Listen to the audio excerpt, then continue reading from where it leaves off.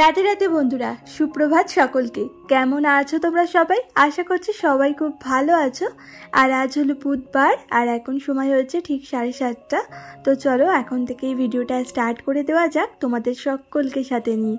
ভিডিওটির সঙ্গে থেকো, আশা করছি তোমাদের খুব ভালো লাগবে। আর এদিকে দেখো, কয়েকদিন আগেই আমি কিছু না ওই ট্রপিক্যাল জবা, পুনে ভ্যারাইটিস, এমনকি ওই হাইব্রিড জবা বলে না, তো সেই জবা গাছগুলোর ডাল এক জায়গা থেকে এনেছিলাম। তো কাটিং করে বসিয়েছিলাম আর প্রত্যেকটা গাছই দেখলাম বেঁচে গেছে। এতটা ভালো লাগছে না, জানি না কবে ফুল ফুটবে, শুধু সেটারই অপেক্ষা।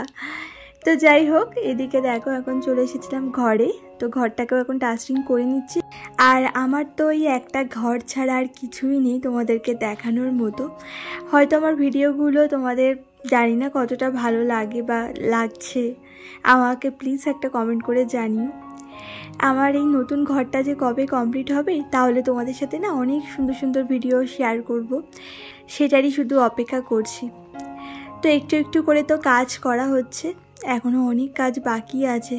তো তোমাদের দাদাভাই তো বলছে যে এই মাসে হয়তো করবে, কারণ সামনের মাসে তো দুর্গা পুজো, তো পুজোর সময় ঘরে ওঠার ইচ্ছে আছে।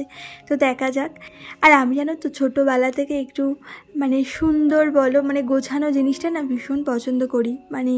নিজের ঘর বলো আর যাই বলো, সব কিছু বেশ সুন্দর করে নিজের হাতে গোছাতে। তবে এই বাড়িতে আসার পর থেকে সেই জিনিসটা এখনও পর্যন্ত করতে পারিনি, কারণ অনেক রকম ব্যাপার স্যাপার আছে আর কি। তো সবটা তো আর বলা যায় না, যেহেতু এটা সোশ্যাল মিডিয়া। তো এই ঘরে শুধু থাকি, শুধু এইটুকুই, এছাড়া কিন্তু কিছুই না। আর যে ঘরে আমি থাকি সেই ঘরটাকে পরিষ্কার পরিচ্ছন্ন না রাখলে তো হয় না, সেটা তো আমার কর্তব্যের মধ্যে পড়ে, তাই সেটা তো করি। তবে তোমাদেরকে শুধু এইটুকুই বলতে পারি, এই ঘরের দেওয়ালে একটা পেরেক পোতারও কোনো অধিকার নেই আমার। তো এইভাবেই চলছে দিনের পর দিন। এতদিন তো শুধু একটাই আশা করে বসেছিলাম যে কবে আমাদের নতুন ঘর হবে। তো এখন তো প্রায় হয়ে এসছে, এখনও খানিকটা কাজ বাকি, তো সেটার অপেক্ষা করছি। তো যাই হোক, এদিকে দেখো তোমাদের সাথে বক বক করতে করতে ওদিকে ডাস্টিংটা করে নিয়েছি। এখনও ঘরটাকে মুছলাম না, পরেই মুছবো। ওদিকে রান্নাঘরে কিছু কাজ আছে, সেটা কমপ্লিট করব। তার আগে ঘরটাকে ভাবছি একটু হালকা পাতলাভাবে ক্লিনিং করব। তো ওইদিকে দেখতেই পেলে খাটটাকে ফার্স্টে মুছে নিয়েছিলাম, তারপরে বিছানাটাকে তুলে নিয়েছি। আর দেখবে, আমরা যেটা চাই না সেটা আমরা পাই না, ভগবান আমাদেরকে সেটা দেয় না। তো যেটুকু দেয় সেটুকু নিয়েই আমাদেরকে সন্তুষ্ট থাকতে হয়, আর সেটাই থাকার চেষ্টা করি আর কি। তো ওই পাশের ঘরটা হচ্ছে ঠিকই, তবে মনের মতো কিন্তু হচ্ছে না। আর যেমনই হচ্ছে না কেন, তো সেটুকু নিয়েই সন্তুষ্ট থাকবো।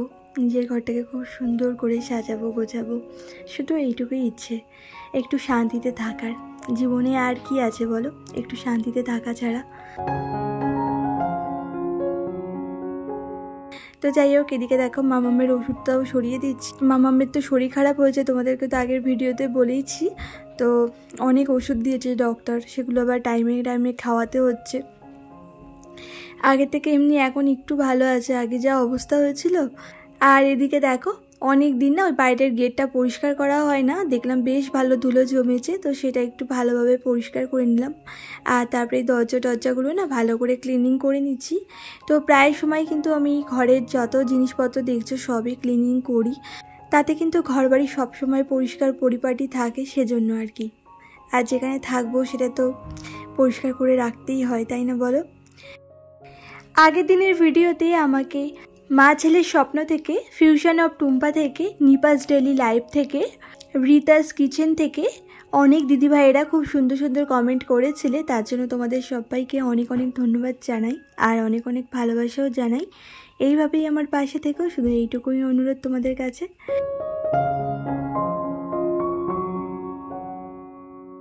তো যাই হোক, ওদিকে মোটামুটি কিছুটা জিনিস ক্লিনিং করেছি। তো খাটের এই জায়গাটা না ক্লিনিং করা হয়নি, তো ভাবলাম এই জায়গাটাও করে নিই, কারণ এই জায়গাটায় না সব থেকে বেশি ধুলো হয়। যেহেতু আমাদের জানলাটা এই পাশটাতে, আর জানলা দিয়ে তো প্রচণ্ড পরিমাণে ধুলো আসে, তো এই জায়গাটায় না ওই জন্যই বেশি নোংরা হয় দেখেছি। তো খুব ভালো করে দেখো, ওই কলিন দিয়ে পরিষ্কার করলাম সমস্ত কিছু। আর তারপরে এই যে ঘরটাকেও এখন মুছে নিচ্ছি। এরপরেই ভাবছি কি রান্নাঘরে যাব। আর আমাদের রান্নাঘরটা তো ঘরের থেকে না অনেকটাই দূরে, আর এতটা পরিমাণে উঁচু না, মানে উঠতে নামতে এতটা অসুবিধা হয়। আসলে ওটা তো অনেক পরে করা হয়েছে, আর যেহেতু পাশে বাথরুম করা হয়েছিল, মানে স্যানিটারি যে ট্যাঙ্কি বলে না, তো সেটা করা হয়েছিল, তো সেটার কারণেই রান্নাঘরটাও সাথে উঁচু হয়ে গেছে। যেহেতু ওটা উঁচু হয়ে গেছে, ওই সমান সমান করা হয়েছে। তো এদিকে দেখো রান্নাঘরে এসেছি, আর ওই ঘরটাকে ক্লিনিং করতে করতে কিন্তু আমি ভাতটাকে বসিয়ে দিয়ে গেছিলাম, কারণ ভাতটা হতে তো বেশ সময় লাগে। তো ফাঁকে এসে একবার মানে ঢাকনাটাও নামিয়ে দিয়ে গেছিলাম, উতাল এসেছিলো পরে। তো যাই হোক, এদিকে দেখো ওই দিকের কাজটা কমপ্লিট করতে করতে এদিকে ভাতটা তো হয়ে গেছে, আর সেটাও নামিয়ে নিলাম। আর তারপরে বাসনগুলোকেও গুছিয়ে রাখলাম, কারণ ওই বাসনগুলোকে না গোছালে তো রান্নাঘরটা পুরো ভরে থাকে, তখন কাজ করতে না খুব অসুবিধা হয়। তো যাই হোক, তো এদিকে দেখো আজকে রান্না করব একটু ভেন্ডি আলুর তরকারি, সাথে মামামকে না কাঁচকলা আলু দিয়ে শিঙি মাছের ঝোল করে দেব, কারণ ওর জন্য একটু জ্যান্ত মাছ আনা হয়েছে, যেহেতু ওর শরীরটা অনেকটা খারাপ।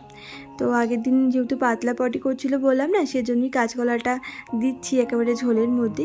আর এই দুদিন ধরে তো পুরো সেদ্ধ ভাতই খেয়েছে, কোনো রকম তরকারি কিছুই খাওয়া হয়নি, ডক্টর যেহেতু বারণ করেছিল। তো যাই হোক, আজকে তাই করে দিলাম, কারণ একঘেয়ে সেদ্ধ ভাত ওরও আর খেতে ভালো লাগছে না, তাই কোনো রকম মশলা ছাড়াই আজকে রান্না করেছিলাম, মানে মাছের ঝোলটা শুধুমাত্র নুন হলুদ দিয়েছিলাম, আর সামান্য একটুখানি জিরের গুঁড়ো দিয়েছিলাম। তো যাই হোক, এদিকে দেখো এই যে শিঙি মাছগুলো এখন ধুয়ে নিচ্ছি। আর তোমাদের দাদাভাই যেহেতু কেটেই এনেছে মাছটা, তার জন্য আর কাটতে হলো না আমাকে, নইলেই শিঙি মাছ কাটতে না অনেকটা অসুবিধা হয়, এত স্লিপ কাটে না। আর জানো তো, এই শিঙি মাছ আগে আমি নিজের হাতে কত ধরেছি বাপের বাড়িতে। আমি যখন ছোট ছিলাম না, তখন আমি একটু ডান পিটে টাইপের ছিলাম, মানে গাছে টাছে উঠতাম, তারপরে মাছ টাছ ধরতাম, এই সমস্ত করতাম, জানো তো, এত দুষ্টু ছিলাম না আমি।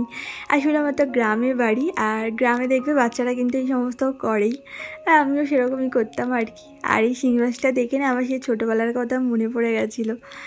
ছোটোবেলায় আমি নিজের হাতেই যে বড়শি দিয়ে কত মাছ ধরতাম, আর আমার মা জানো তো খুন্তি নিয়ে আমাকে তাড়া করতো, একদম আমাকে এইসব করতে দিত না। আর আমি তো লুকিয়ে লুকিয়ে শুধু পালাতাম, দুপুরবেলায় শুধু অপেক্ষা করতাম কখন মা ঘুমোবে, তারপরে আমি বেরোবো। তো মা ঘুমালেই আমি কিন্তু দৌড় মারতাম, এরকম করতাম। আর তারপরে দেখতাম কি মা আমাকে খুন্তি নিয়ে দাঁড়া করছে, বলে দাঁড়া তুই ওইসব ফেল, আগে বাড়ি চল, এরকম পড়তো। আমার এত হাসি লাগছে না এখন সেসব কথা মনে পড়ে।